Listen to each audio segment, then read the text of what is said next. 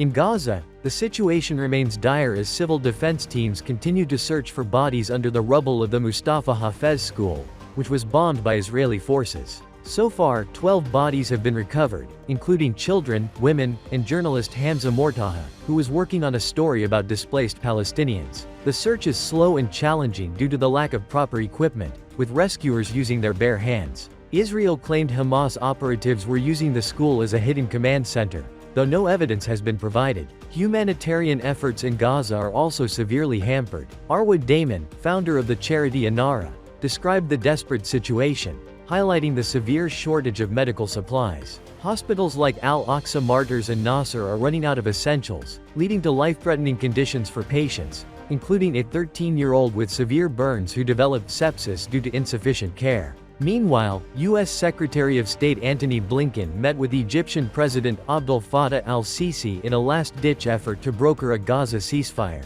Sisi emphasized the urgent need to end the war to prevent a broader regional conflict. In related news, Hamas has accused the U.S. of enabling Israel's actions, rejecting claims that it is blocking a ceasefire deal. Meanwhile, Israeli Prime Minister Netanyahu has told relatives of Israeli captives that he is not sure there will be a ceasefire deal and that he is unwilling to cede control of Gaza's Philadelphia corridor, a major sticking point in the negotiations. The Islamabad High Court has requested responses from the government and the Pakistan Telecommunication Authority (PTA) regarding senior journalist Hamid Mir's petition against the ongoing nationwide internet slowdown. This slowdown, which has affected services like WhatsApp and general browsing, is linked to the government's alleged efforts to monitor internet traffic, sparking concerns from the business community about economic losses. Information Technology Minister Shahza Fatima Khawaja confirmed that the government is upgrading its web management system to tackle cybersecurity threats but denied intentionally slowing down the internet. The court has asked for the government's response by August 26. Amid these domestic concerns, Pakistan successfully conducted a training launch of its Shaheen-2 surface-to-surface ballistic missile. According to the military's media wing, ISPR, the launch was aimed at training troops, validating technical parameters, and enhancing the accuracy and survivability of the missile system.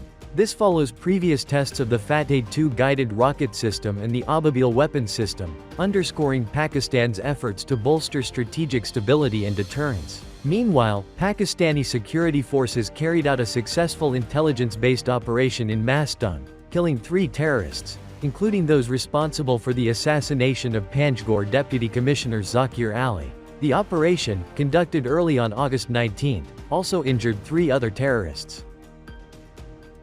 India's Supreme Court has established a national task force of doctors to recommend workplace safety measures following the rape and murder of a 31-year-old trainee medic at a Kolkata hospital. The court, led by Chief Justice Dhananjaya Chandrachud, emphasized that protecting doctors, especially women, is of national importance and cannot wait for another tragedy. The task force has been directed to submit an interim report within 3 weeks and a final report in 2 months. This case has sparked nationwide outrage, with protests from doctors, healthcare workers, and citizens demanding swift justice and improved safety in hospitals. The Supreme Court has also ordered federal police to report on the investigation and directed federal paramilitary forces to secure the hospital in question. Despite tougher laws, activists say sexual violence remains widespread in India, as evidenced by a 20% increase in reported rape cases in 2022.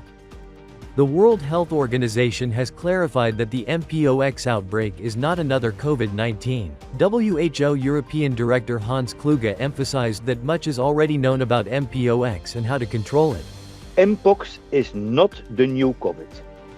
Regardless of whether it's Mpox clade 1, behind the ongoing outbreak in East Central Africa, or Mpox clade 2, behind the 2022 outbreak that initially impacted Europe, and has continued to circulate in Europe since. We know how to control Mpox. And in the European region, we know the steps needed to eliminate its transmission altogether. 2 years ago, we controlled Mpox in Europe thanks to the direct engagement with the most affected communities of men who have sex with men. While the Clade 1b strain, which led to a recent public health emergency declaration, requires further research, the overall risk to the general population remains low. The WHO declared a health emergency on August 14 due to rising Clade 1b cases in the Democratic Republic of Congo and nearby regions. Kluge assured that the situation can be managed without lockdowns or mass vaccinations. Control measures include robust surveillance, public health advice, and targeted vaccination for high-risk groups. The primary transmission route remains close skin-to-skin contact, with more research needed on other potential modes of transmission. Japan's governing Liberal Democratic Party will elect its new leader and the country's next prime minister in September. The announcement comes after Prime Minister Fumio Kishida decided to step down last week amid low approval ratings and a corruption scandal. The internal election, set to conclude by the end of September, will include LDP parliamentarians and its 1.1 million members. Campaigning begins on September 12, with a vote scheduled 2 weeks later, according to AFP. The LDP's election committee chief, Ichiro Aisawa, emphasized a 15-day campaign period to rebuild public trust following the scandal involving unreported political funds. Former Economic Security Minister Takayuki Kobayashi has announced his candidacy, joined by other prominent party members. Despite domestic controversies, Kishida has been recognized internationally for his support of Ukraine and strengthened defense policies.